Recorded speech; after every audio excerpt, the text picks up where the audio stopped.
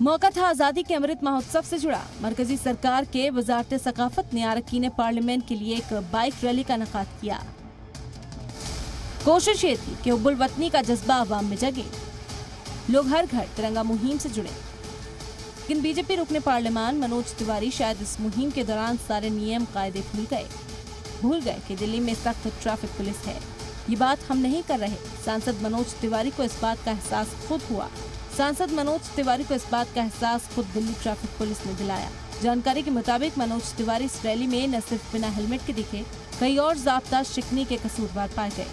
Delhi traffic police रुकने पार्लियामान मनोज तिवारी के घर पहुंची और उन्हें 41,000 रुपए का चालान थमा दिया। मनोज तिवारी बिना हेलमेट बाइक चला रहे थे, जिस पर चालान के 1,000 रुपए। बिना लाइसेंस बाइक चलाने का चालान है 5,000 रुपए। बाइक में हाई सिक्योरिटी नंबर प्लेट भी नहीं थी, जिस पर 5,000 रुपए का चालान हुआ। ट्रैफिक रूल के मुताबिक इस बाइक मालिक पर भी 20,000 रुपए का चालान हुआ।